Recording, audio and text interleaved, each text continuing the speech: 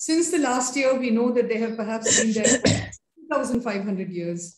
So what does it mean to be a community that knows how to live so that it not merely survives, but acquires a nobility and lives to teach, but you have to tell us how to learn from that. So could you tell us something about what it means to be a community of this nature? Yes, Usha, thank you very much. Yeah, I'll do that. I think basically we first need to see what it is that makes the Toda a unique entity or a group by themselves. And one, of course, the most important thing, like you mentioned, they've been here for well over 3,500 years. It's now been proven. And along with their endemic breed of buffalo, which is an endemic breed of the water buffalo Bobalis bobalis, they are found only in the Upper Nilgiris. They're not found anywhere else in the world. So that's one unique feature. And another thing is that it's perhaps the only culture in the world that has ritualized the buffalo cult to such a great extent.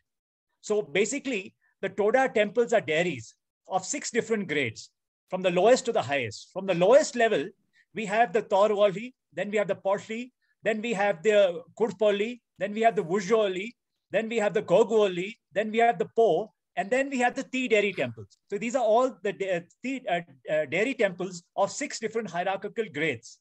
And only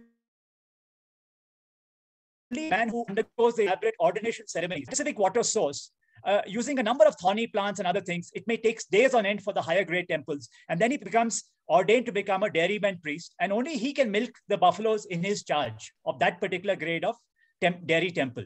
And take the milk into the dairy temple and process it into buttermilk and clarified butter, etc. So into this seemingly mundane process of dairying, they've incorporated a mind-boggling array of rituals.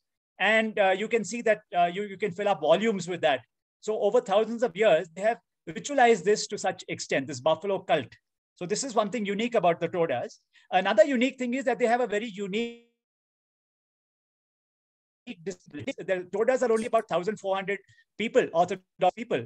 And their language is considered to be one of the most phonetically aberrant languages or difficult languages in the entire country.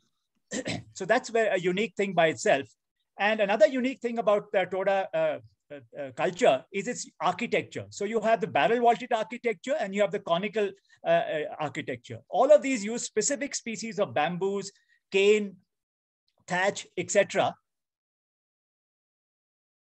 Not a single structure. They are well over half a century, only requiring periodic rethatching. So they are marvels. They've been considered as marvels of first world society's architecture. And so this is a unique thing. I might mention a little more about the architecture a little later. And then, of course, the Todas have, you can see the conical temple here. So they have their distinct physical countenance with the elder patriarchs having their beards. And then you have their richly embroidered Poothkuli cloaks. You can see just behind me, the cloak, put it up on my curtain. This is embroidery, mostly inspired by nature. And of course, they have their distinctive way of singing. And each song, incidentally, is a form of oral poetry, which has been described as a combination of Vedic and Homeric. And so every Toda song, which is composed impromptu about the occasion, is basically a form of oral poetry by a master composer. So that's very unique themselves. And another thing about the Todas is that they are one of the very few indigenous people in the world who have remained generally vegetarian out of choice, and also pacifist people. Most indigenous people, as you know, all over the world are not, they remain generally vegetarian to fight. And another unique thing that I found is there's no apparent link with post-Vedic Indic areas. If you go into many of the indigenous populations in the country, in India, you will find, however unique their culture may be, you will find at some point some commonality between some Indic pantheon of their deities, etc. But in my study of the Toda prayers and the culture, I've not found a single Toda deity that has a similar name to something from the Indic pantheon. So that's something unique also. Basically, Toda society is organized. It's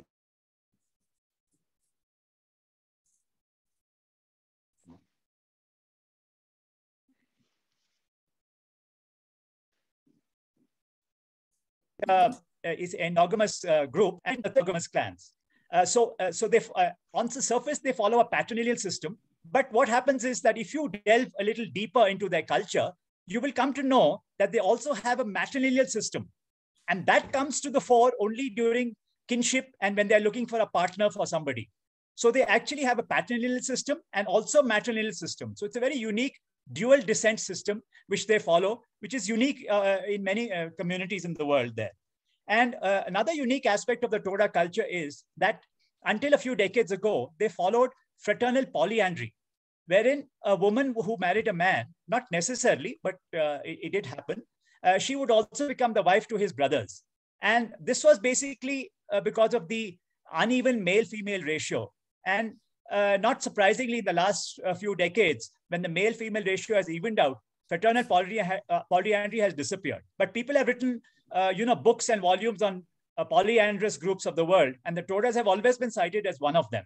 So these are some of the unique points in a very summarized, in a pithy manner about what makes the Todas a distinct group in the world and why they've been sought after by anthropologists and ethnographers for the last 200 years, ever since the British have stepped in here. We also, yes. The idea of this conversation was also that we see how we learn from the Todas. And what you provide for us is a window into their world. So there are certain kinds of things that are happening around us now that we see that we are a part of, that destruction, which for instance has to do with forests, which has to do with land.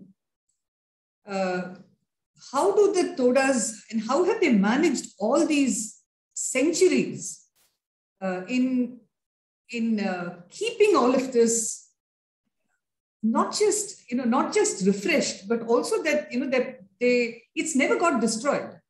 How did they manage that all these years? What was it in their it's an amazing landscape, and they seem to be they seem to know what to do with that landscape, how to identify it, how to respect it, and how to maintain it over these centuries.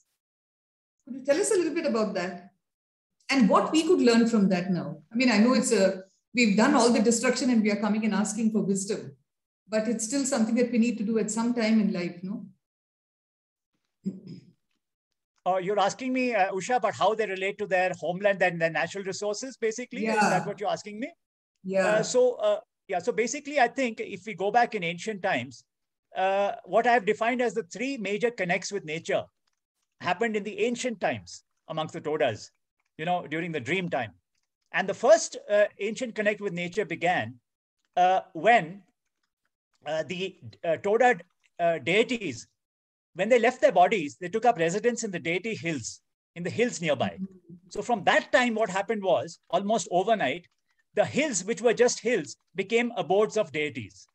So that became the first link with nature, because scores of hills were recognized as the abode of gods and deities. So that was the first link with nature in ancient times. The second one began when the goddess Tekiji designated and split her people into two groups with several patrilineal clans. And she also said that all these 15 patrilineal groups of the Todas will have sacred sites like the sacred hills, the peaks, the slopes, the ridges, the trees, rocks, all specified natural landmarks, mind you. And she gave them all prayer names.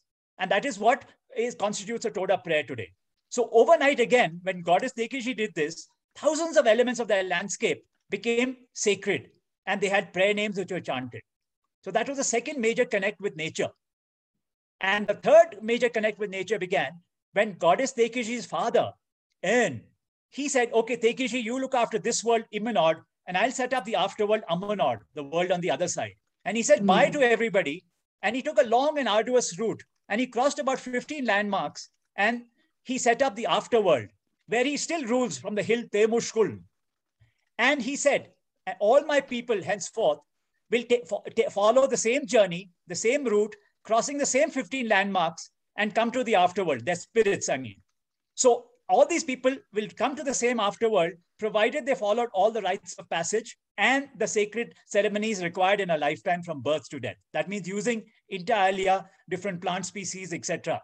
and they will journey to the afterworld. So this became the third connect with nature, because he established that people who perform all the rites of passage and other sacred ceremonies, which means for a man, it may be a priesthood, handing certain kind of barks and things like that. For a female, it may be the pregnancy rites, going through that. Only then the spirits can journey to the afterworld. And as long as this belief has remained, that they have to follow all the rites of passage and other sacred ceremonies for their spirit to reach the afterworld. So these are the three major connects with nature. And every day when a Toda priest chants a prayer, he's basically connecting all these landmarks and chanting it. That's what a Toda prayer is all about. And another thing I want to mention here is that the Toda relationship with nature, quite expectedly, begins right from birth, when the neonate is a silent spectator to the elaborate ceremonies performed by his or her mother. The child is kept inside the mother's cloak.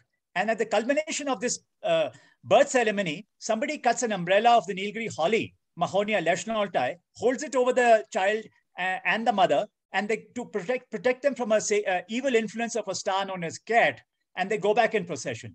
So the Toda connection with nature begins right from birth ceremonies. And mind you, from the birth ceremonies up till the naming ceremony that might take place after 2 or 3 months, the child's face is never kept uncovered outdoors. And when the naming ceremony takes place, at the crack of dawn, a proud grandfather uncovers the child's face and shows him the rising sun, the buffaloes, the important birds, the temples, the sacred waters, the rocks, and also announces the child's name, which usually is named after one of the sacred landmark features. It may be a rock, it may be a tree, etc. So that is the second, rite in a child's life. And all the rites of passage continue up to the birth ceremony, up to the death ceremonies. And all of them involve the use of specified plant species that cannot be substituted under any pretext. So in a Toda lifetime, there's scores of species of plants that are required, essentially for their cultural use itself, not for other uses, this thing. For example, so the Todas have had a vested interest in preserving all these plant species that are essential for their rites of passage and for their architecture around each and every Toda hamlet, which may not have more than 20 people residing there. For example, the pregnancy rites take place for a lady in the 7th month of pregnancy in the pitch darkness of the new moon night. And 8 species of plants have to be used. Their bamboos, their leaves, their branches of trees, etc. All specified, they cannot be substituted. So all those 8 species have to be present in the Shola forest, which you see here in the picture, for them to gather it in the pitch darkness of the night. So they had this vested interest naturally in preserving all these species. Similarly, for the architecture, there are about scores of species that are required for these conical temples and the barrel vaulted temples. So these have to be protected and preserved for as long as the Todas were allowed to maintain their habitat and the ecosystem. We'll come to that later. And so these are the different relationship with nature. It's so intricate. And the Todas understand in these Sholas, forests, and the grasslands, there are certain species here which are indicator species. They indicate not only the different seasons of the year, but also the different stages of the seasons of the year. And the Todas know that when these don't indicate accurately, say the beginning of the monsoon or the end of the monsoon, etc., which they normally do precisely, and I've been documenting them for over 20, 30 years. If they don't function as the proper indicator species, then they know there's something wrong with our ecosystem. Something is going wrong. It may be climate, it may be something else. Something is going wrong. So they understand very clearly, that elders especially, that the ecosystem is going into a stage of ill health, etc. So these are some of the things. And then, of course, they have utilitarian purposes. They have their fire sticks. The way they make fire is, with their fire sticks here. This is a fire stick. And this is how the Todas have to make fire like this. For all Toda ceremonies, fire has to be made only by friction. This is Litsya Vaitiana. And this is how they have to make fire. So they know exactly which are the utilitarian species and found in the Shola forests and in the grassland. And but of course, with all these things, the natural resources, there have been effects of development. Dams have come in, flooded their sacred pathways, and some of the deity hills. For example, in this area that you see here, when the Upper Bhavani Dam was being built, many decades ago, more than half a century ago, the people who are working they started digging up earth from the two deity hills known as Eze Mose, which are deity hills. And the Toda elders protested and they said, this is sacrilege. You can't dig up earth from our sacred mountain. But the work went on, and this is a true story. And after a few weeks, there was a landslide and a few workers got, hurt, and apparently some people even perished. And then these people stopped digging from there. So the Todas quote the story and saying, see, this is the strength of our sacred sites and things like that. So they've had ups and downs and all these things. But this is in very short form, is the Toda connect with nature. And as you can understand, it's very, very, it starts right from the day of birth. Yeah, I mean, if I can just make a comment on this, that, your incredible book where you've recorded all of this and you've explained what makes a community that has survived all these centuries. For anybody who hasn't seen the book, you really should, because it's an unbelievable, it's not just a narrative. It gives you the narrative. It tells you the various elements of life of the Todas. It tells you what they use, how they live, what they do, what their relationship is with various, with the rest of the world around them.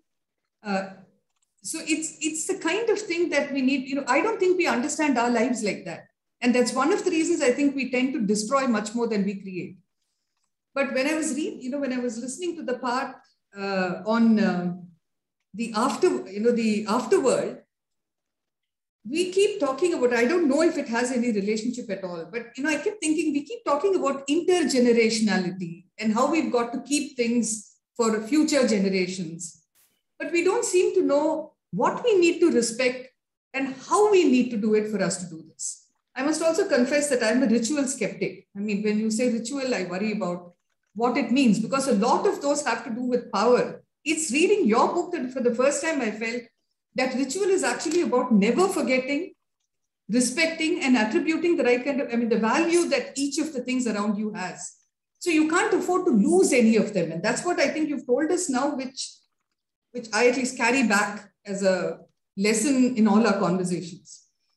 But if you could also tell us a little about the different kinds of resources. There's water, and you told us about the dam now. There is minerals, which in many parts of India are being mined, and so communities are getting shattered in that process. Or anything else that you think is of relevance in terms of their lives? You gave us one example of the Bhavani Dam. What are the other kind of things that tend to impact, which is state policy, but which is impacting on the way the Todas have lived all these years, and which intrudes into their lives? Usha, almost everything has been intrusive. We have dams, we have as many as a dozen dams, hydroelectric reservoirs in the Toda heartland. And that has flooded many of the sacred pathways of the Toda people, going from one hamlet to the other. I mentioned the different hierarchical grades of the dairy temples. Now the Todas have all the lower ones, but the highest one of them, which are the three dairies, they went defunct. The last one went defunct in the 1950s. All the lower 5 grades are intact, but the highest grade went defunct. So even today, when the Toda people are, asked, they have diviners who go into a trance, an oracle. And why is it that the community is having problems with ill health and things like that? They inevitably say that 3 dairy temples have gone defunct. But the problem was that these reservoirs, and of course, the grassland that you see in this picture, vast areas of that, thousands of hectares of this grassland was planted with exotic trees from Australia, wattle, eucalyptus, etc. And their migratory routes got blocked because of these things. So while the Toda protect their resources, they, like I mentioned, the deity hills, they also have the deity rivers. And the deity rivers, the main ones, the Kolikeen and the Kinateli, which are found here, they have been treated like deities, just like the deity hills themselves. Mm-hmm. This is the abode of the god Quatain, which is my email ID also. And these rivers were so sacred, there were separate crossing points for the priest and for secular people, and always on a premise of purity. So the Todas maintained the sanctity of these places. In India, even today, when people go on a pilgrimage, they say, we are going on a Tirth Yatra. Some people from India will be familiar with this. They're going on a Tirth Yatra. But the Tirth Yatra originally meant a crossing of a sacred river in Indic terms. And it also meant not only a physical crossing, but it also meant a spiritual crossing. So the Todas had these crossing points. And although I said that we don't have any commonality in the Toda culture from post-Vedic times, I have a feeling somewhere, without too much proof, that that the Todas have something of the Vedic time, and they've been isolated in the Nilgiris from that time. For example, this Tirth Yatra, I mean, they had these crossing points for the rivers and the sanctity. So for Todas, you have sanctity of not only of the rivers, but also you have, here is a sacred crossing point.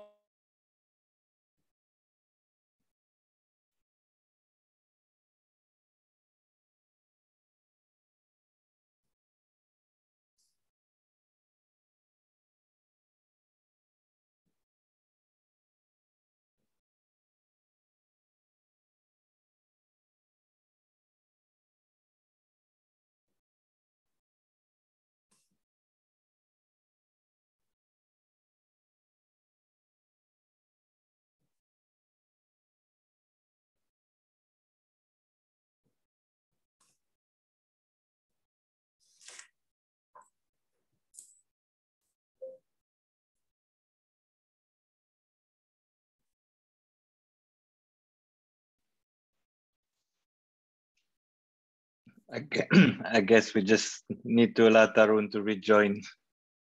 Okay. I'll just say a couple of things, because I was honestly completely overtaken by admiration when I read his book. And then conversations with him are always so directed. He's back already, just in case. Yeah, okay. Okay, so I was talking, I'm sorry. Turning back to you. Yeah, but there are things that I do want to say about what you're saying now. So go ahead, Tarun. Yeah. Go ahead. Yeah, yes, so I was talking about the sacred waters. So around every Toda hamlet, just having 20 odd people, can you imagine? And there are about 60, 70 Toda hamlets. Every Toda hamlet, you have several water sources, which are sacred water sources, and of course, domestic ones. So there is a special water source from where the person who becomes a dairyman priest, using different kind of thorny plants and taking several days, there's a separate water source for him to become the ordination stream, as we call it.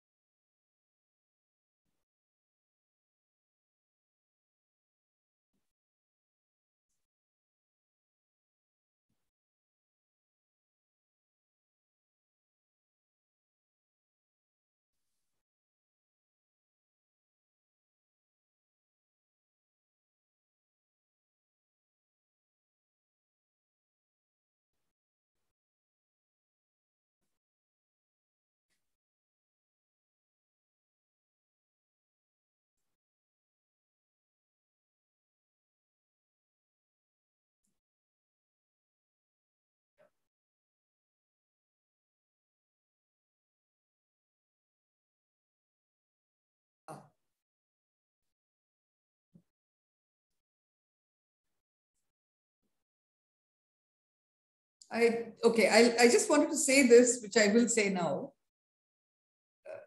There was a conversation that happened between Michael Tobias and Tarun.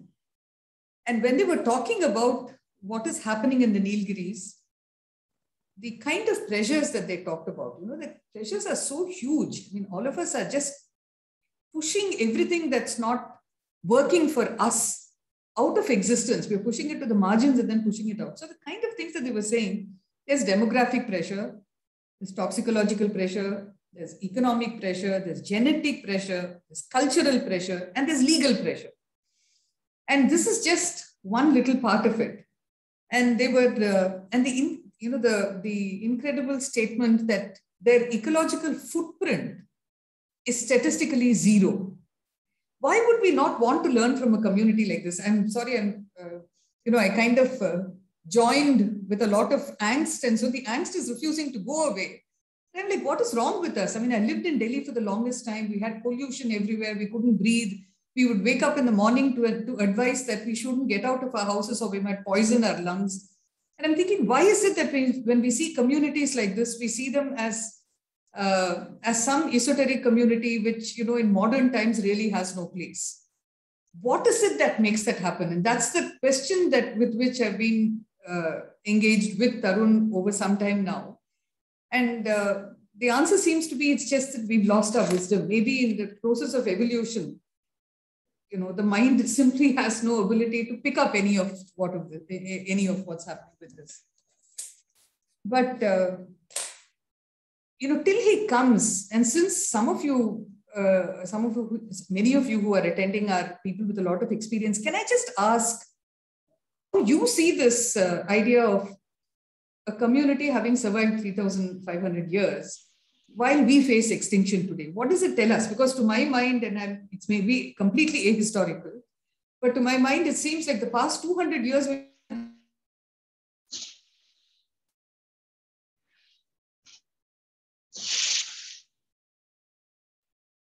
and why is it that we seem incapable of learning from communities like the Todas?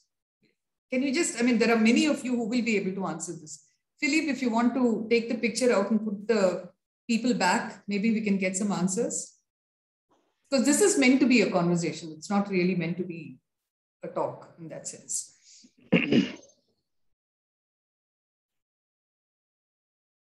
Philippe? Yeah, thank you. So I've grown old being very democratic. And then as I grew older and older, I was like, you can volunteer. And if you don't, I will request. So I have learned mandatoriness from very reputed sources. So if any of you can start the conversation on that, it will really, really be helpful. We'll okay. Usha, am I audible? Yes, you are.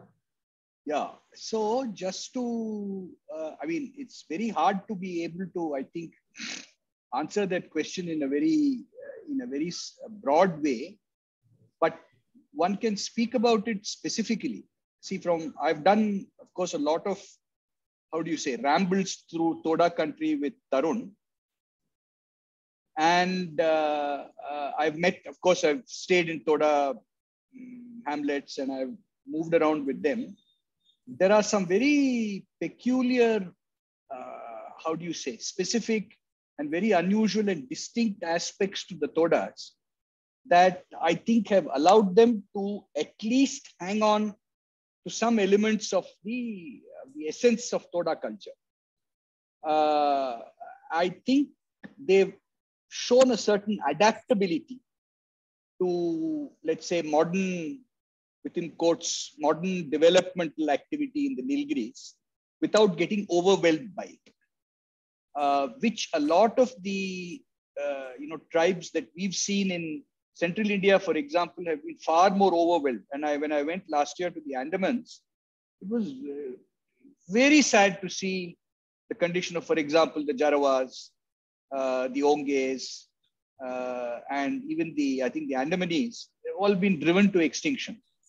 I think there have been some specific historical, social, ecological, and landscape reasons for why the Todas have managed far better than many other indigenous peoples to hang on to their essence and their core. And the great thing is, even today, they all speak to each other in Toda, which is, I think, a very important aspect of keeping their culture going.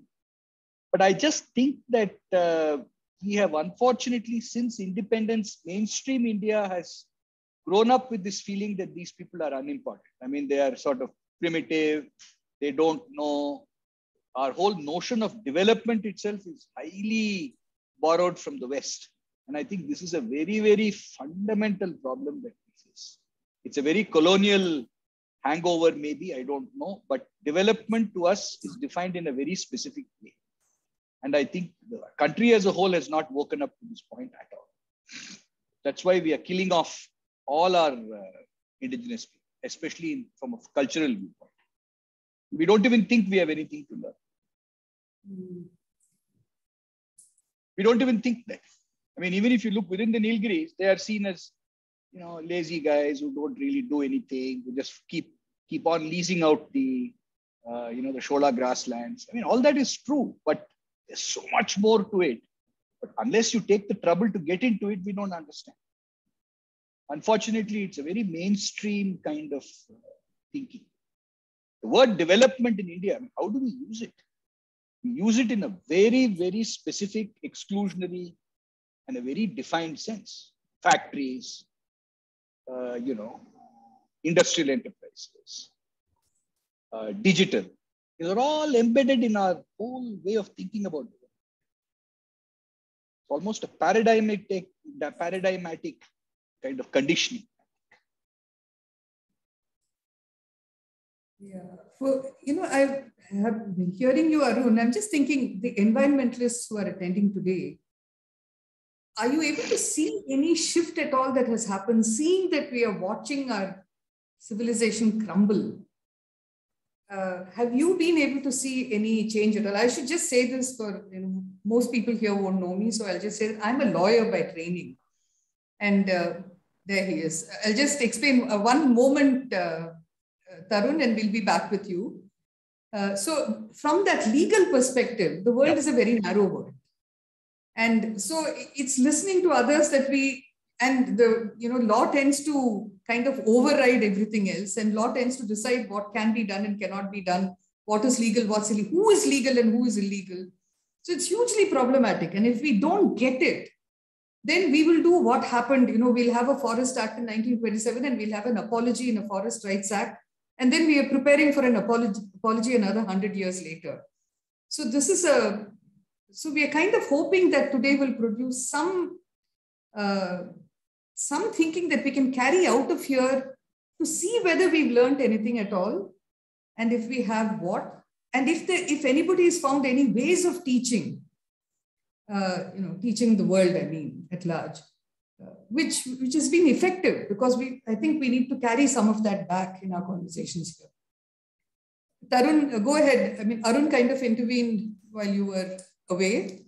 So now that you're back, please do continue. Okay.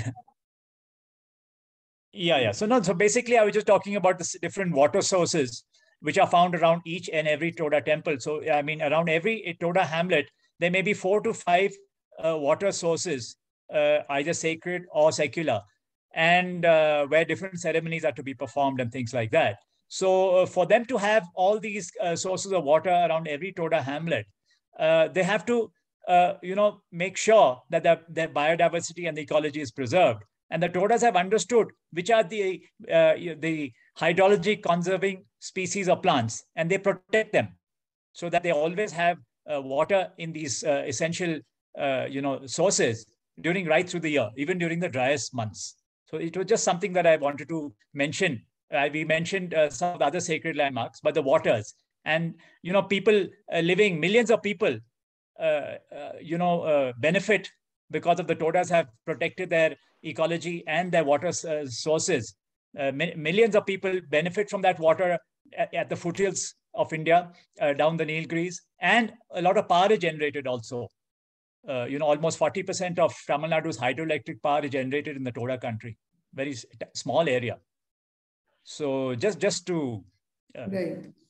Tell you. Actually, when you were talking, I was thinking that in recent times, in 2008, in the Indian context, we had a change of nomenclature. We used to call certain communities primitive tribal groups. And then primitive was seen as pejorative in many parts of the world. Many people felt it was pejorative because it's like tribe. You do that and then you ascribe a certain kind of, stereotype to them, and then you lessen their existence. So people wanted that changed. Honestly, in my head, I was thinking primitive essentially means that you are close to the source which provides you with life. And as you stop being primitive, you get far away from it. So in one of the strange ways in which this got expressed, when the Narmada project was on and it was challenged in the court, when the Supreme Court gave its decision in 2000, they said, tribals will have a better life because now, they had to go to the river to get their water. Now they can just open the tap and they'll get it. So this is seen as progress. This is seen as not being primitive and therefore better. But in 2008, what they did was to shift the type, the nomenclature from primitive tribal group to particularly vulnerable tribal groups. Nobody has explained to us so far what they are particularly vulnerable to. And from what you're telling us, the vulnerability is created vulnerability. This is something when we worked on the committee for looking at the socioeconomic status of tribal communities, we noticed that too, that it's not just vulnerability, it is induced vulnerability. So processes of development, which Arun, you were talking about, end up creating vulnerabilities. And it is by policy and by practice and by decision-making and by definitions given to things like development. And that's what we are trying to challenge, because it is not working, it's not right. So, Tarun, this is the other thing. You told us about what that landscape is. But when when we are very often confronted with this question, especially after the Forest Rights Act, we are constantly trying to figure out what we mean by habitat. Could you tell us something about how the Todas view their habitat? Is he here? He seems to have vanished again. Has he vanished? Yeah, I think he's having net issues. Yeah. So can we then just go back to this question, because it's a question that hasn't found an answer so far. So when they say particularly vulnerable tribal groups, which is the PVTGs, does anyone here have any idea about what was intended to be meant? I mean, can someone contribute to the understanding of that? Anybody at all? Well, if I take a yeah. kind of example from wildlife and how we view populations, it seems connected to that. You call wildlife being endangered, vulnerable, and so on based on their conservation status. I'm assuming some of those metrics were applied. What is their current population number? Has it declined? Has it gone up? That parameters might have been used to, and what is the level of isolation? I mean, this is just a guess from an ecological kind of viewpoint. I don't know the real reason. I think my understanding of vulnerability there is if their poverty level is already very high and they are already, let's say, severely, for example, access to resources, food, disease is high, malnourishment is very high, and they're already in a very difficult, let's say, socio-economic and health indicators, then it takes very little to tip them over the edge. Maybe that's how the government has defined them. Again, this is like Ravi said, maybe it's a bit of a guess. But Arun, that would apply to a lot of urban poor also, no? Oh, there, Vasavi has said. Yeah, I think Vasavi, you should just speak up and say it rather than just write it. And then we'll go back to Tarun. Tarun, don't get lost to us again, please. Hi. I also have poor connectivity, so I can't come on the video. Sorry. Yeah, I just think, Usha, as you rightly pointed out, there is such a sense of assault on indigenous communities at so many levels and over so many decades or even centuries in this context, that what we are seeing now is really an adverse integration of these communities into a mainstream dominant system with everything, not just capital, but industry, urban, all that. And therefore, this ability to sustain themselves and reproduce both their social structures and have, what Dr. Chabra described so well, has the abilities to have not only ecological sustainability, but knowledge systems that enable them to lead holistic lives. And that's what we're seeing across the belt for many indigenous communities, the reduction to becoming not only marginal in their own habitats, but also to even self-destruct themselves in these very habitats. For example, what accounts for very rampant alcoholism, or even now what you're seeing in these belts stretching from the Nilgiris into Chamarajanagar where we work, lot of drug addiction among indigenous communities. So I think that erosion of sustaining structures and cultures and, basic human skills itself. Yeah, but if I can just take that one step further, because see, if PVTG is something that came from the ground, or from the field, then that would explain all of this. But if the state is changing the nomenclature, but doesn't change any of the things that produces this, then do you still think that this is what they meant, or was it? It's very confusing because, the state creates this category and doesn't explain what they are vulnerable to, what vulnerability means, and doesn't change anything in relation to those communities. So how do we even understand this creation of this language? I think there was a PhD student who, Nadine, you were saying something, right? Can you unmute yourself and speak? Then Tarun can hear you and maybe he can come back. Nadine? Okay, we'll come back to you then. Tarun, could you go back to the question of habitat and tell us what it means for a Toda when they say habitat? How would they visualize it? See, one thing I would like to tell you, Usha, right now, that the Todas have managed this place so beautifully for thousands of years.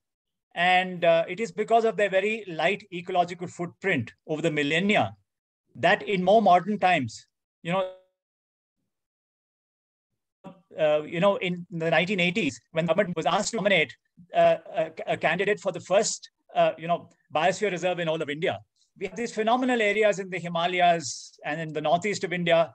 But the Nilgiri Biosphere Reserve, which has the Toda heartland as its absolute heart, the core, that was selected to be the first biosphere reserve in 1986. So from that, you can understand the phenomenal biodiversity in this Toda heartland. And it is because of the Toda management practices that this was selected. I'm pretty sure of that, right? And because of the very light ecological footprint, the fact that, they are pacifist people, vegetarian, non-natural participation, and the way, they have existed over the centuries. And in my book, I mentioned about 200 names of landscape terms, that are used by the Todas, which is by no means exhaustive, for the mist and the slopes and things like that. So they don't view themselves as the owners of the habitat, but as the custodians, and of which they form just one small link in the vast and complex web of life. That's how they look at their habitat, right? And they have different zones. They have the western area, which then you have the Mashur, the Purgad. You have different zones of their habitat in the Upper Nilgiris, the core of their habitat also. And see, what happens is the Toda core is that the habitat controls their lives. They don't control the habitat. That's the basic way they look at it.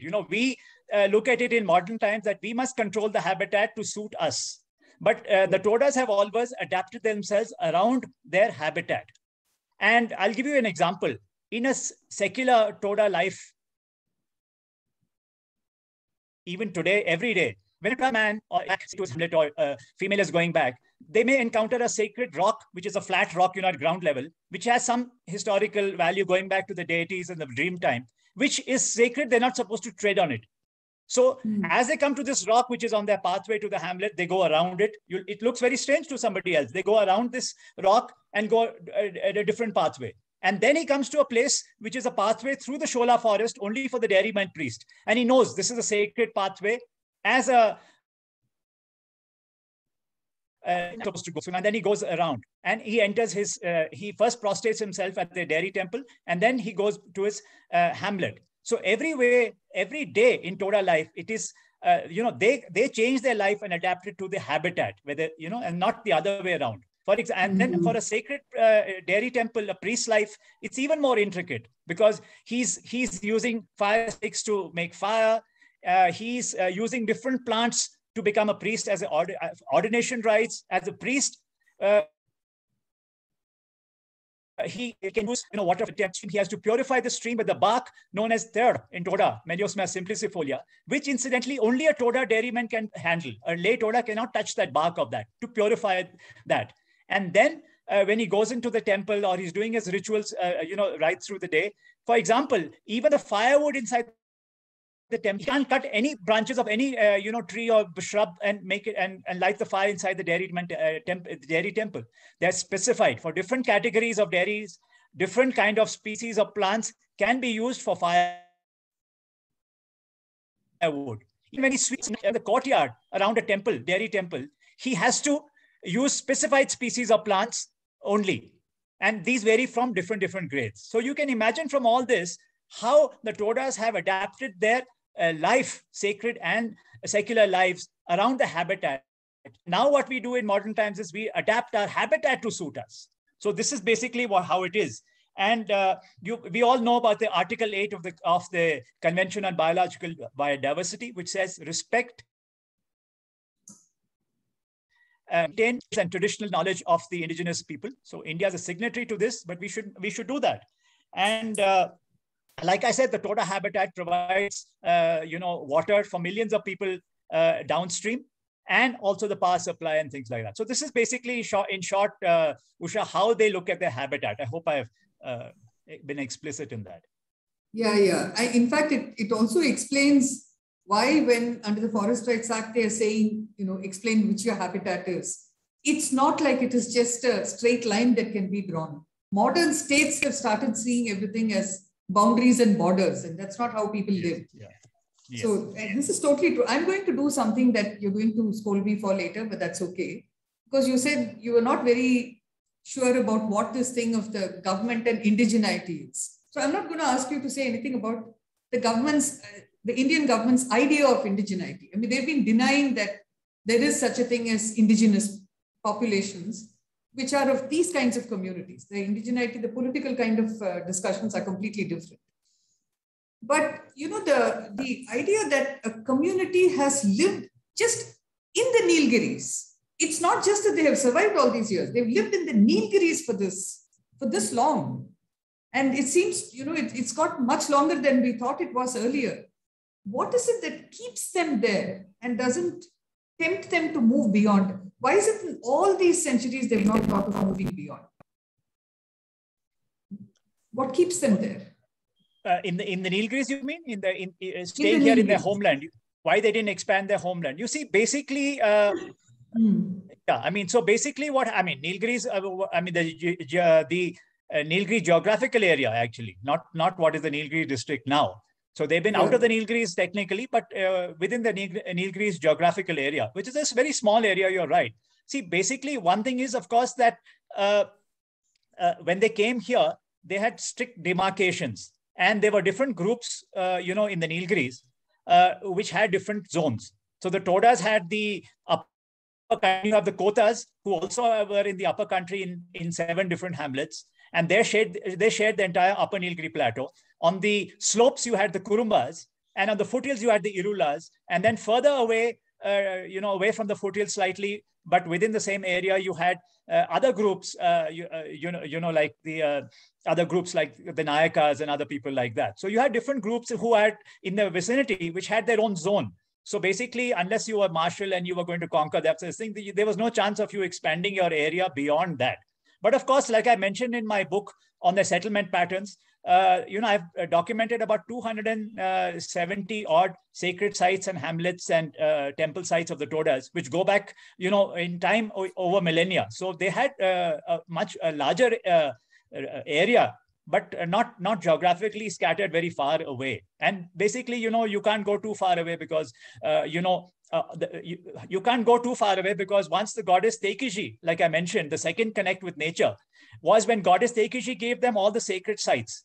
So if every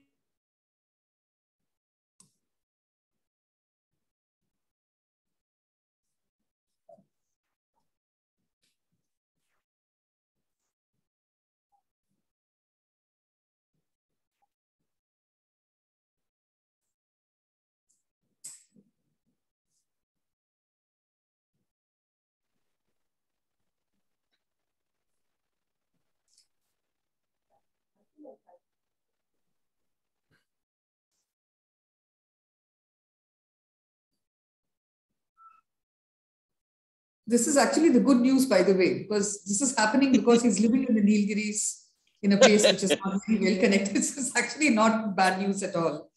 I think he's come back on. Yeah? Okay. Has he? Well, I think he's trying to. Ah, good. Yeah. Well, welcome back. Yeah. Yeah. So, so basically, I've answered your question, I think, briefly, Usha. Yeah. Because, they'll be rooted from their sanctity. They could not go anywhere beyond. Yeah. So I'll just ask you one more question and then we'll move to Nadeem. And that's on the idea of culture, as a human person who's kind of been in the human rights world for a long time. We know that we talk about civil and political rights. We talk very comfortably about socio-economic rights. The moment you say cultural rights, it's like, it's like cold water on the whole discussion. Whereas in many of these communities, what really stands out is what culture provides, brings to that life. So how would you see this idea of, you've told us about ways of living, the various kinds of things that they do, what helps them stay where, stay the way they are. But if you could tell us a little bit about how we can think about culture in terms of, in the world of human rights, what would the Todas be able to teach us? I think one thing is that they treat their homeland and the habitat as a sacred worshipped entity. And even today, you have Toda elders who will not point their fingers at a deity hill because it's too sacred. So when a Toda person is basically looking at a hill, he or she does not see it as an environmental site. He sees it as an abode of his deity. When he or she sees a rock or a rock formation or a pool of water or trees and certain rocks and all that, he sees them as manifestations of divinity, not as just environmental sites there. So this is how they look at that and treat it with that sanctity. So they look at it differently, like that. Especially the elders, I said, they don't even point their fingers. So this is how they look at this. And even today, the Todas have different environmental practices where they, try and offset climate change, for instance, and they have their direct and indirect ecological management practices where they try and offset, environmental changes and climatic changes. And I was mentioning many of the indicator species. Now, when they find that for example, that the indicator species that indicates the peak of the southwesterly monsoon, it's an anemone, which is known as Quarkal poof, or the monsoon season flower in Toda. Now, this flowers in July to when the monsoon is at its peak. Now, these days, sometimes you have clear days, during the monsoon. And the Todas realize that why this flower is not flowering so accurately these days, because it's all changing. And how does the monsoon set in Toda, in their stories? There's a peak known as Kashgol, which the British now, it's no better known as the Nilgiri peak. It's a twin peak found in the western edges of the Nilgiris. And the Toda belief is that the first mists of the southwesterly monsoon, they come up and they perambulate around this massif of sheer rock, like we perambulate around a sacred shrine or in India or in South Asia or in many parts of the world. The mist perambulates around this Kashgol, and it goes to another deity hill known as Conte. And it again perambulates around this hill, and then it sets in over the rest of the Nilgiri plateau. And the observation over centuries is that for the 4 months of the southwesterly monsoon, the mist never leaves the peaks of these two hills. And during my early days, the Todas used to routinely say, see, you can see the peak, visible during the peak monsoon time. The peak should not be visible. That means there is some climate change happening. They couldn't pin it down to some global change, but they said there's some climate is changing. During our youth, we have never seen these two hills, uncovered or exposed, without mist during the monsoon. So like that, they also have climatic indicators of plants. For example, a phase between the two monsoons, the southwesterly monsoon and the northeasterly monsoon, the weather pattern is known as Kashk in Toda. Just an example. And during this period of the year, there is a heavenly body that is visible in the night sky, also with the name Kasht. The weather pattern, the climatic pattern of that part of the year in September is also known as Kasht. And there is a herb which is also known as Kasht. It's known as Micromeria biflora at that part of the year. And they have these triads. So during different climatic conditions of the year, you have a heavenly body, you have the climatic condition, and a herb that is mass flowering in that, all with the same name. And they should be perfectly synchronized. If they're not synchronized, the Todas understand there is something happening in the climate. And what one of the Toda indirect methods of ecosystem management to offset this is that during all the different 4 seasons of the year, the Todas perform the saltwater pouring ceremonies for their buffaloes. Now, in Toda culture, everything has been ritualized. But if you go back in time, you find that these actually had practical values. So they were providing salt to their buffaloes, which was not available freely in the Nilgiris. So during the different seasons of the year, for example, a failure to perform the salt pouring ceremonies in May is an invitation for ecological disaster in terms of the failure of the impending southwesterly monsoon to the Todas even today. Similarly, if you don't do it in winter, you won't have the proper frost. And the plants require all these seasons there. So they still pray. They go to some of the deity hills like Conte, and they pray for ecosystem managed, ecological good health. They pray every year to that. They go to the Posh Hill, which is above the Paikara River, the Kolikeen, and they pray to the river deity for ecological health every year. So this is how they maintain some of this thing. And don't forget, another thing is that the Toda deity hills, because they protected them over years, because they're so sacred, and because many of the most sacred Toda dairy temple sites, the entire ecosystem of several hundred hectares is treated as inviolate over the centuries. So what happens is that both these areas have their own microclimate, and to a large extent, they're able to offset climatic changes. And this is the observations you can see. You can see that they can harness, and the mist becomes into rain, and it might not be raining nearby, but a deity hill or a very sacred site where the entire ecology is intact, you can see that they are able to harbor the mist and bring on precipitation. So this is how the Todas have tried to offset by direct, and they had direct methods of ecosystem management also, which unfortunately has been proscribed by the Forest Department. They're banned from managing their ecosystem now, their habitat now, even though ritualized firing of the grassland is now found to be beneficial. In Yellowstone National Park, now they have found that burning of the grassland and the pastures is good in a controlled manner. It's beneficial. But, they didn't want to listen to our indigenous people. Now, when that same knowledge is coming from Yellowstone National Park, it's there people are trying to incorporate something that the Todas have been following for millennia. So even now, the direct ecosystem management practices of the Todas are proscribed. Only the indirect ones are still followed by them meticulously to offset, to bring out ecological good health and offset climatic changes to some extent. If it's okay with you, Tarun, we'll just have Nadine make her comment. Yeah. And then Unni after that.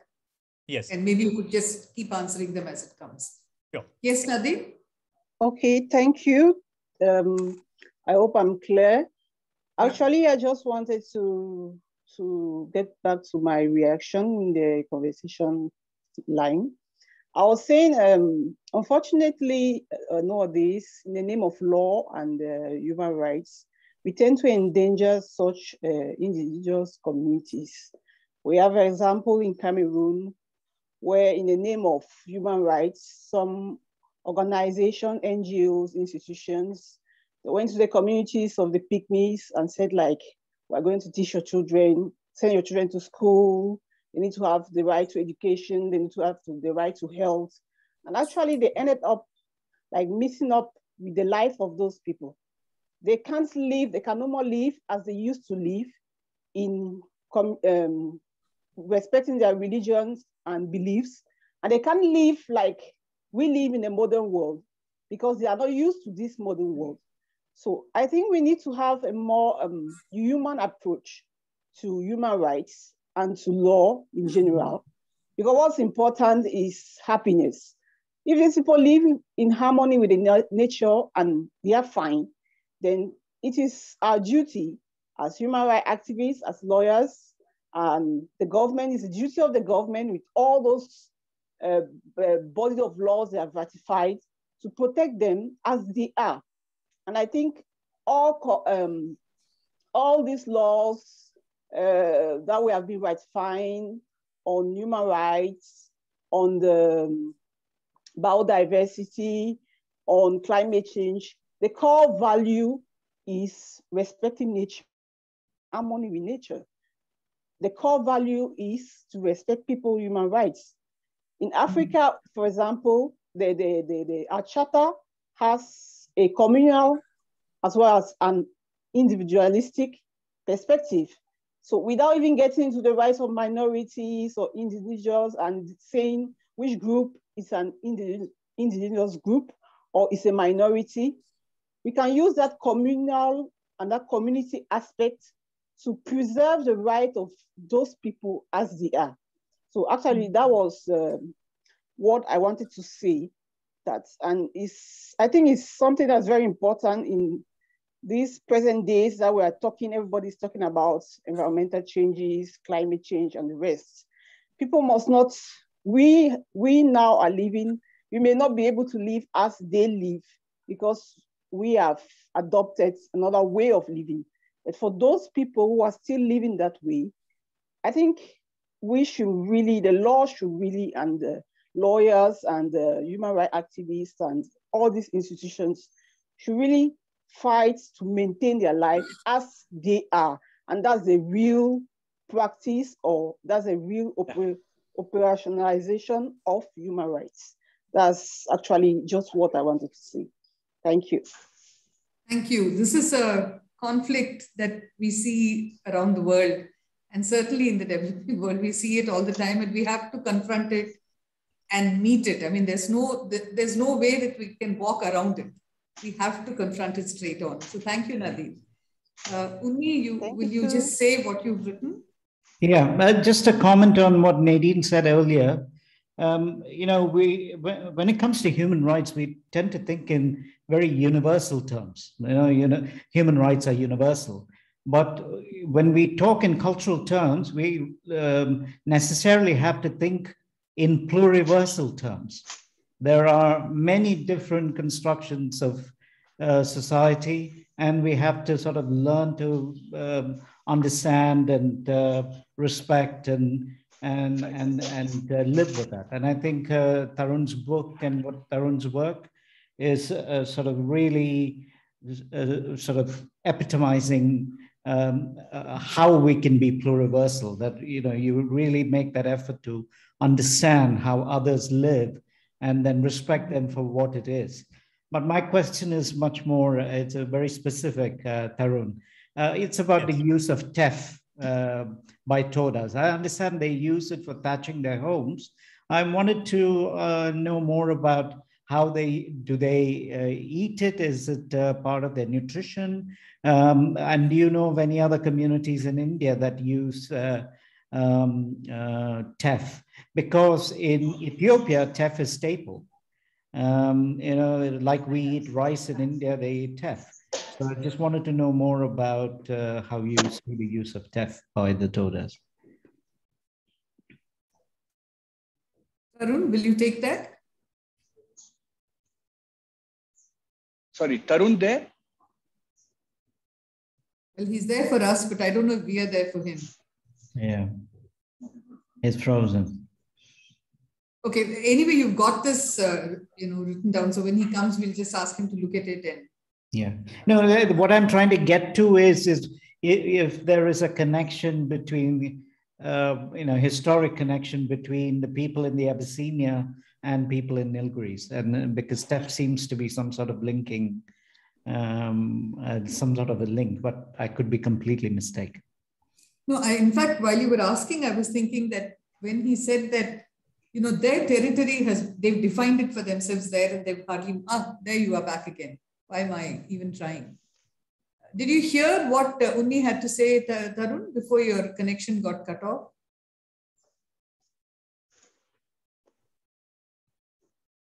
Your mic is, you're muted. You have to. Uni, if you can just come to the last bit of your question about the theft. I'm so sorry. Tarun, I was saying that, I know that the Todas use teff for thatching their homes, but I was wondering whether it formed any part of their nutrition and any part of their food. And I was wondering how that connected to other communities in India, because I know that in Ethiopia, teff is a staple. Like we eat rice in India, they eat teff in Ethiopia. So I was wondering if there were any connections in that sense. Well, first of all, it's a distinct Toda word with no etymological analysis possible, and it's pronounced as teff for one. And it's not used to thatch their thing. The thatch grass is known as avul, and the teff is a bamboo, which gives it the barrel vaulted, structure of the barrel vaulted structures of the Todas. And so it's a very thin bamboo, which is known as teff. And among all the ingredients that the Todas use, the only one which has to be used. So this is a bamboo. And the Todas, I must mention here, the Todas have understood that the teff has very high tensile strength properties. And they have utilized that to give it the barrel vaulted shape and in its architecture. Similarly, they have understood the avul has waterproofing properties and use it as a thatching. So this is no, connection with other parts, and this is not it's just a bamboo which is used. This teff, it's just a absolute coincidence. With any other similar spelling name anywhere else. And I would also like to mention here that the Todas have their own way of the bamboo and this thatch grass and all these other things. A botanist today would like to see them in flowering condition. But the Toda traditionally doesn't need to see them in flowering condition to know that this is teff or this is avul or this is tirzoi or whatever the grass may be or bamboo may be. They can see it from half a kilometer away using their own ways of plant taxonomy that doesn't require them to be flowering or whatever to identify them. Thanks, Uni. So there's a question from today, in the sense, what happens, what is the exposure? Samira Agnihotri asks, what about Toda youth? How much are they influenced by things like the phone, television, and the various artifacts of modernity? So are they affected? How much does that affect, the way in which their culture, the perpetuation of their culture? How much is it affecting that, or is it affecting it at all? Oh, it's affecting it incredibly. We have Sangam, which is the Toda Welfare Society. From 1992, it functions from my clinic. And in the 90s, when we wanted to have a committee meeting, I would send across postcards or letters, to all these Toda hamlets and saying there's a committee meeting. And the postman would have to walk, sometimes for almost an hour from the closest place that he got off the bus or whatever, to hand it over. And because the Toda places are also so remotely situated that having a landline connection is kind of difficult. In most places, it's not possible. So when the mobile phones came up, it was a great boon for the Todas. And now if you see my phone book, it's full of names of my Toda friends and their mobile phone numbers. So it's been a great boon. So they're greatly influenced. And to some extent, I'm also responsible because, over the years, for example, one of the main grievances was they wanted their hamlets to be electrified. So it was very romantic and beautiful for me to go to their Toda hamlets and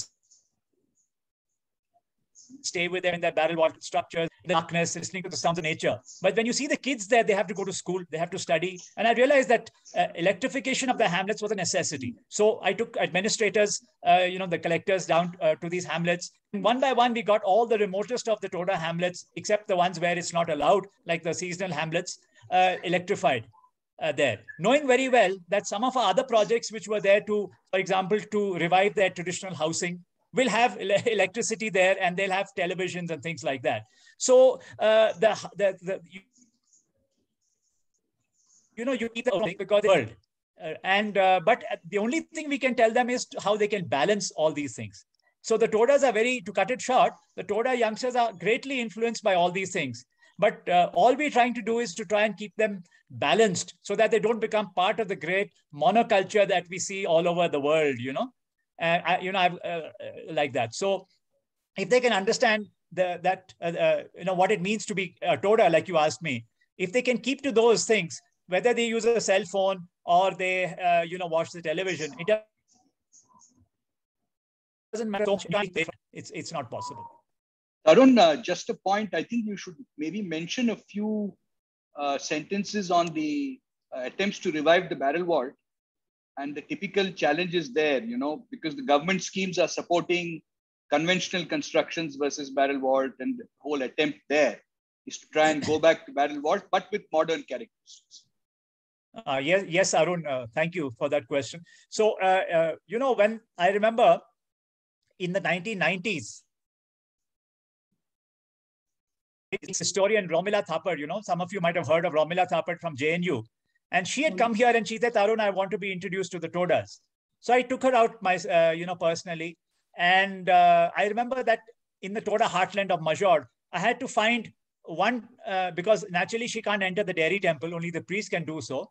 And I had to find one barrel vaulted hamlet, which was occupied by a very elderly man at that time, where she could enter and, see the fire burning and how they lived and things like that. And after that, I got thinking, and through government schemes, to cut the story short, we had about 40 barrel vaulted houses revived in the late 1990s to the early 2000s. It was a great revival, and all kinds of VVIPs were taken to all these hamlets, not knowing that 10 years back, there were no barrel vaulted houses there. Only the temple was there. So it was a great revival. But what happens is after 20, 25 years of living in these barrel vaulteds, most of the elderly occupants have passed on. And the challenge is that the next generation is all. So we've been under a kind of quandary what to do. And so now what we're trying to do is that, so there's still about 20 Toda hamlets, barrel vaulted houses where they're living. And it's great, we're supporting them. But we also realize that with the growth in the family sizes, nuclear families are becoming larger. So they require larger, more, single room house, which functions as the kitchen, the living room, everything. It's kind of not practicable. So we are trying to evolve new kind of dwellings, which will have a blending of and the traditional. Of course, for the temples, anything, like I said, even the species of bamboo, the teff or the wad and these things, they cannot be substituted. But we can innovate for their housing. So we are trying to now to innovate so that we can have a combination of, of the modern and the conventional, the traditional of the Toda, which means multi-roomed barrel vaulted houses using similar kind of bamboos and things like that, but which are available. And Arun is with us very much, and we've already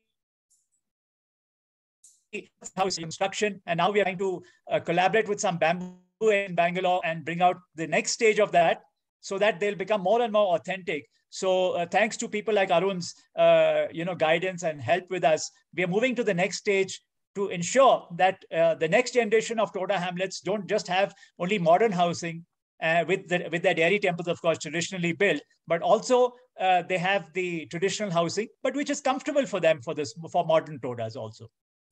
Thank you. Thanks, Tarun. There is a question that Mona Lisa Saha has. She's wondering about. Yeah, we'll come back to you. So where she's asking, is there intermarriage? I mean, marriage outside the Toda community of Todas? I mean, do you see that happening, and what happens in those marriages? How are they treated? Sorry, I missed a bit. What marriage? Toda and non-Toda getting married. Yes. How often does that happen, and what's the practice around it? See, what happens is that the Todas are not supposed to marry outside the community, but obviously as they start studying and going out and things like that, it is happening. And so what happens is that if somebody marries out, they kind of leave the community. Oh, okay. So Maya, you had something? Maya? Yes. Hi. So Thank you for such a wonderful, wonderful talk, Tarun. I actually have a lot of thoughts, questions, reflections, but I'll maybe not say too much for now.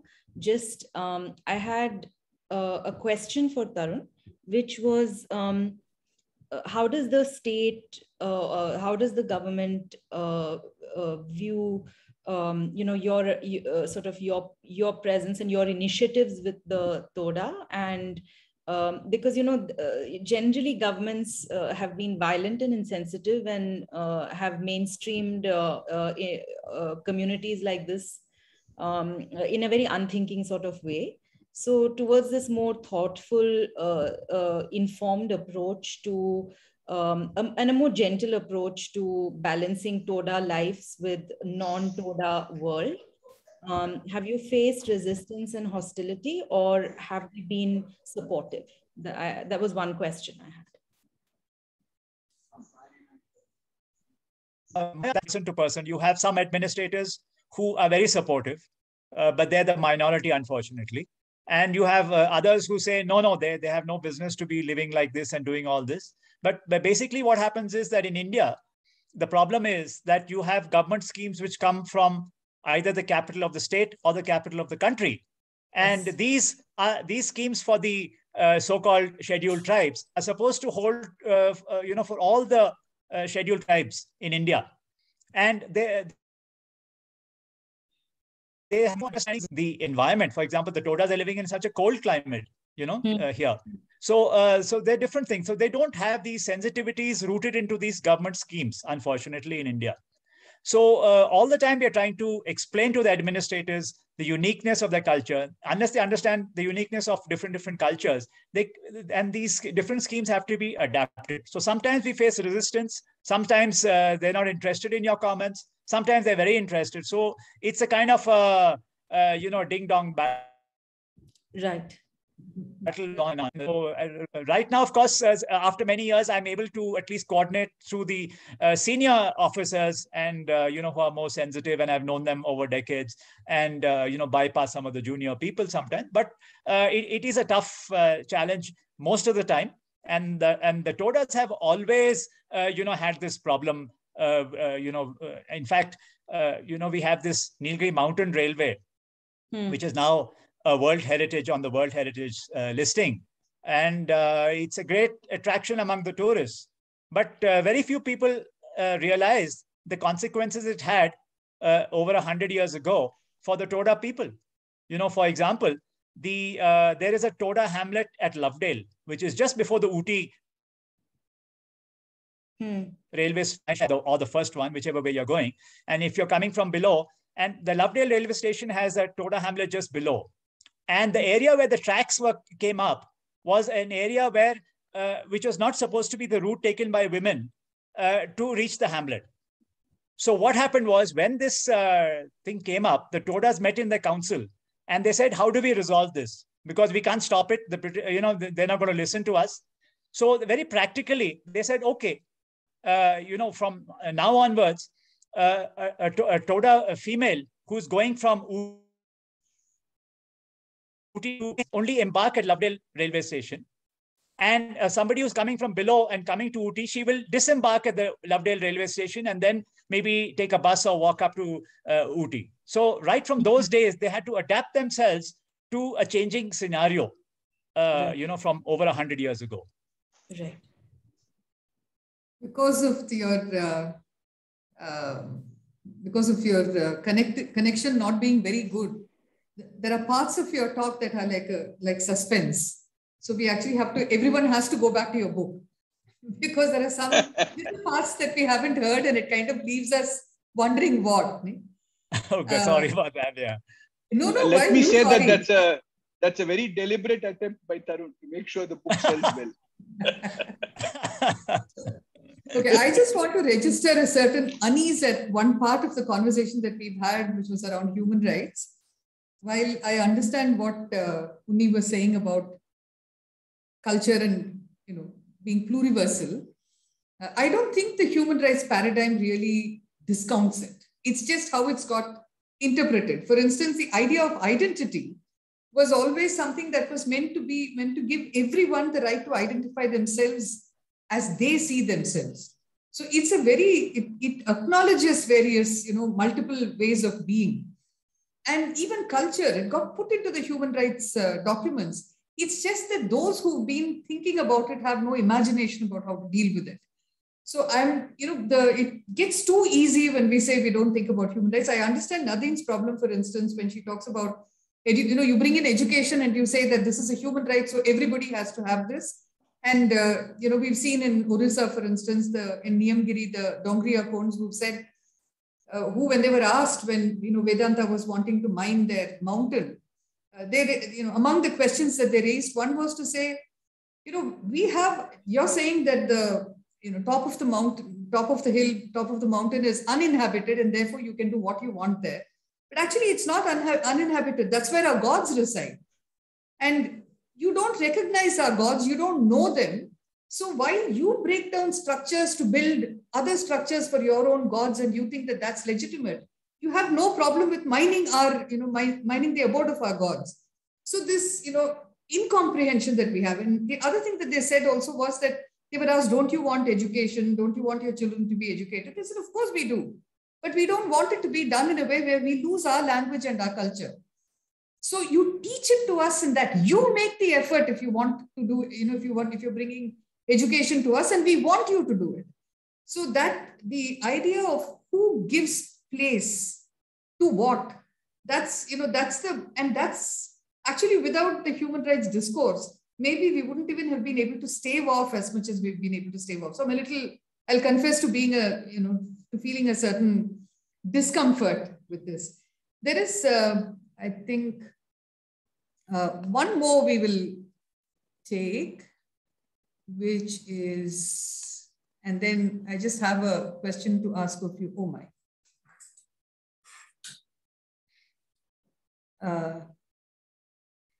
Sorry. Okay, I'm not able to get to my chat. Can you please get in? Somebody saying, can you speak in Samira? No, is it Samira? Did you raise another question, Samira? Could whoever it is speak? Because I'm not able to see my chat. Okay, there is somebody who asked about the dietary habits, and I think you've kind of said that that they are vegetarians and they've largely been vegetarians throughout. But is there anything else that you would want to say to them? Can we wait a moment, Tarun? So let Swati ask her question. Yeah. Swati? Hi. Am I audible? Yes, you are. Hi, this is such a beautiful conversation, and Usha ma'am, I'm hearing you after so long. I'm actually a tech policy lawyer. I work at CCG, and I just saw this invitation today. I thought I must listen to what's happening in the real nature and the people who are part of it. So I was very curious to understand, since you said they're vegetarians, and I think my understanding is very limited of tribal people, but and the indigenous crowd, but most of them, I'm not sure if are vegetarian. And since you mentioned that, given that the entire pharma industry, the food industry, health industry are normally pushing people to adopt various funny, ridiculous lifestyle choices, which has got us today to this pandemic, where, we don't believe the intelligence of our own body to cure ourselves. We don't believe in the natural ways of curing, and we go for really crazy methods of actually torturing our body to heal. So I want to understand how this indigenous tribe eats or, conducts their daily business around food or heal themselves. You're right. They're one of the very few indigenous people in the whole world who have remained generally vegetarian out of choice over the centuries. Even today, if a Toda person wants to eat non-vegetarian food, somebody has started eating, they have to go surreptitiously to some restaurant in Ooty town and order some non-vegetarian food. So in their habits, strictly vegetarian. Some people, if they're not strict, then they have, like I said. So they're very rare example of not only non-martial, agricultural people. They never tilled the land till recently, till the government in the last few decades has forced them to become unwilling, farmers. From pastoralists, they're becoming farmers. And so it's a transition. In fact, we're working on some projects to get them back to their pastoral ways and their buffaloes and things like that. But that's another topic by itself. So in the earlier times, they were hunter-gatherers, where they used to gather, they used to hunt honey and, gather these things. So honey hunting, and gather wild plants and grains and things like that was there. I mentioned that as an appendix in my book. And then of course there have been other indigenous people like the Kurumbas and the Kotas who there was no money culture till the British came. There was no kind of a British money culture, and it continued later. So it was a symbiotic economic relationship between the 5 indigenous communities in the Nilgiri geographical area, where they would exchange and they kind of with each other. So the Todas always got their share of grain, usually the tradition, they got their share of grain also from the other people. And they gave dairy products, of course. They gave them, clarified butter, which is ghee and butter and, milk and things like that to the people. Plus, they also gave them fire stakes, walking stakes, the embroidered cloak you see behind. All these things were exchanged by them. So they got all these grains like that. Unfortunately, now with the public distribution system, as we all know, they're all getting that free ration and having the white rice and all these things. And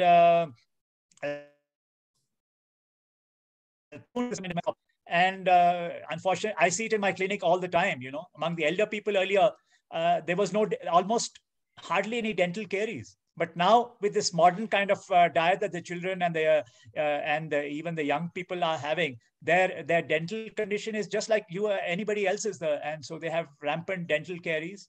And another thing I would like to mention, Swati, not fully related, is they're one of the few people, which I forgot to mention, who never had a traditional brew. They've never had a kind of their own brew or, any intoxicant used by them. And it's very rare. Also had native brew and all that. So and this has been recorded by the British when they came in here in the 1820s. And now, of course, with money, when somebody has some spare money and all that, alcoholism is a huge problem with the Toda people, like it is for traditional communities all over the world. So that's another thing. So for communities who, never knew, they only drank buttermilk and milk and literally lived on, on milk and honey. And now, this has happened all over the world, unfortunately. So anyway, that's how it is. Thank you, Swati. Thank you. Thank you so much for that answer. I've read in some cultural and religious texts that honey and milk are actually most close to human blood in terms of how they nourish you. So I think that's possibly one reason why these people take to that. Thank you so much. Yeah. Thank you. So one last question from Unni about whether the dairy has been commercialized, and then I have a personal question for you, and then I'll hand it back to Zainab. So if you can just tell him about, Unni, will you ask your question? I was just wondering, given all the expertise they have in dairy, has it been commercialized in any way? At least even locally, are people buying milk or other products from the Todas? Is it accepted, recognized in the region, in your area? See, Unni, that's a very important question. The British did so, and the Indian government also, to some extent. You had the local government dairy, which goes and picks up the milk from these remote hamlets of the Todas and analyzes the fat content and things like that. Over a period of pushing them to become unwilling farmers, the tilt has moved away. So in fact, one of our projects, like Arun knows now, is, we're trying to get them back to their pastoral ways. Like people have succeeded in different parts of India, like in Kutch, with the camel and things like that.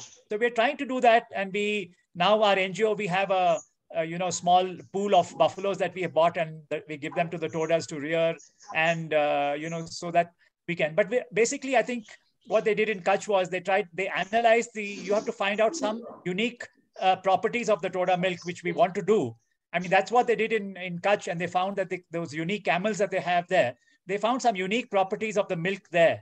And they in fact got this Amul company to start. Now you get camel milk, dairy milk, dairy chocolate, that dairy milk chocolate, and it's selling all over. So if we can do something like that and make it sell, then people will like to revert to pastoralism. And that's what's happening in Kutch. People who gave up their pastoralism, and they become truck drivers and all, they're coming back and saying, hey, who wants to do that? And let's come back and rear our camels. So that's my dream, Uni. Maybe with your help and your guidance, we can, come back to that. Incidentally, I would just like to mention that Uni is one of my dearest friends. Thanks, Tarun. That was kind of obvious, Tarun. No. The conversation. So Uni and I grew up in college listening to Bob Dylan, and Uni went on to become, he did his PhD from Yale. Besides the doctor, he went to his PhD, and he was in the top, board of MSF, the Medicine Sans Frontier. He was the India head, and then he was on the international board, and he also lectured at. Thanks, Tarun. But going back, just one thing about. Tell me. Yeah. So one thing about camel milk is now it is increasingly being used for people with juvenile and type 1 diabetes. And apparently it has healing properties, etc. So it's absolutely the right way to go to really understand the properties of the Toda buffalo milk. And to maybe there are opportunities there. Maybe that's a way to bring people back to pastoralism and back to buffaloes. That's my dream, Uni. I started it in a small way, but I need some guidance and things. I'm in touch with Sushma Iyengar and people who've brought out this revolution, in Kutch, and she came and met me some time back. So we are in touch with those people there, but maybe we need guidance from a larger team, and maybe Uni can be part of that. Arun is there, and we can all join in, and we can spearhead this revival and this reversion back to pastoralism, so that the Todas don't, can move away from farming, because they'll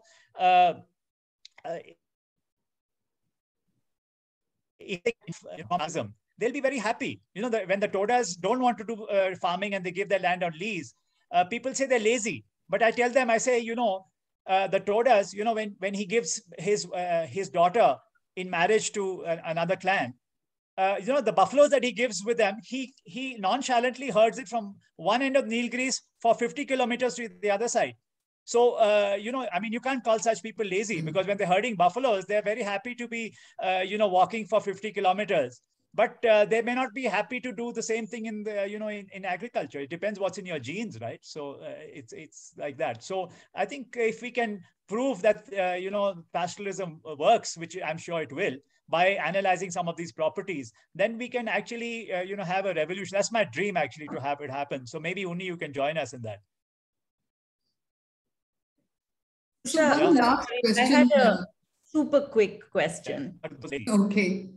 For Dr. Chhabra, have you read Nurit Bird-David's work on the Nayaka? I've read a little bit. I've read some papers of his. Yeah, I've read his papers, some papers, but I have not read. I don't know if he's read anything written more than that. I think the book has come out quite recently, so I just thought it might be. No, I haven't read anything recent. I've read some old papers of his, and especially the ones which are in the Encyclopedia of the Nilgiris, which I had contributed. So right. Maya, maybe about 10 years back. Tarun has his email address as his thing. Maybe you could just pick it up and send him the title. Yeah, please send me that, and I'll love to. Go that. So Thank you. I'm going to ask you that last question. I can see that in the chat there is a lot of conversation, a lot of statements being made about how communities across the world are being blighted by alcoholism, and different logics may be in different places, but what a problem that has become. But my question is much simpler. although the way you reach there is much more complex, you're perhaps the only person, and why perhaps, you're the only person who can speak the Toda language, apart from the Todas themselves. And they seem to have taken you as one of them. This is not something that just happens. It's one thing to be associated, it's one thing for them to speak to you, but it's a very different position you are in. Can you just tell us a little bit about how that happened before I hand it back? Because honestly, even in our personal conversations, I've never asked you this. And I realized what an idiot I've been. So I thought I'll stop being that now and ask you the question. Yeah, I state, Usha, that's an awesome question. Somebody was saying, speak some Toda. So I say, that's an awesome question. And, nowadays, when I have students who come over and they say, oh, that was awesome. So I tell them, every Sunday is awesome in Toda. So the word for Sunday is awesome in Toda. So when I tell them every Sunday is awesome for a Toda, they wonder what I'm talking about. But I don't care to explain most of the time. So that's how the Toda language, you need to speak a little bit and all that. It's basically the Toda language is a Proto-Dravidian language. It has the same Proto-Dravidian origin as, say, Tamil, ancient Tamil. So it's a very ancient language. But over the thousands of years, the phonetics have become so complicated that it has led people to write that these people come from some other part of the world. Because there's no way that you can write Toda in Tamil script or any Dravidian script and like that. I had to invent my own system in my book. And it's kind of eligible not only for the local population of Tamils and other speak, but also for the other indigenous groups. It's unintelligible. It's like that. There are people who have grown up around working in Toda, fields and things like that who say, oh, we can't learn this language. But I don't think it should be that difficult, because if somebody like me could pick up the language and learn who doesn't have this, grooming in Dravidian languages, I think anybody can. It's just that it's just that connection there. So, in the earlier days, what will happen is,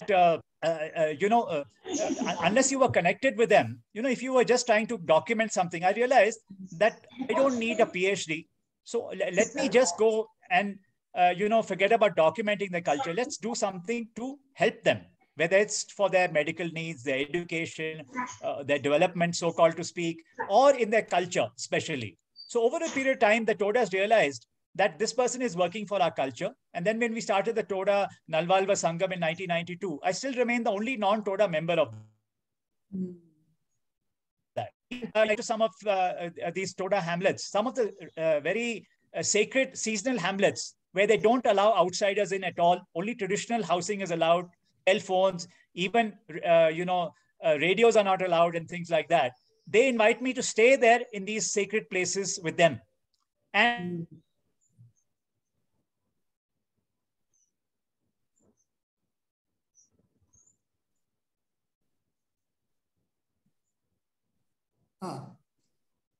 So I just have to say this, that when Maya was referring to him as Dr. Chhabra, that doctor comes from being a dentist.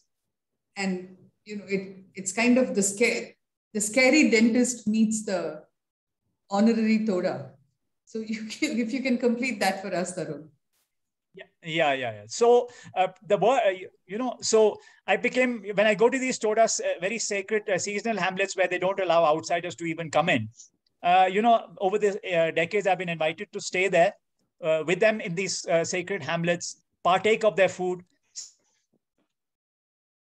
Some of these, the dairyman priest, he actually the sacred food is given to me. And, how I learned their language, one of the things was that I used to maintain a small book. Can you hear me? Huh? Yeah, we can hear you. Yeah. Are you able to hear me, or yes, I'm getting disconnected? We can hear you. So the word, when I started speaking a few words of Toda smattering, and the word went around that, hey,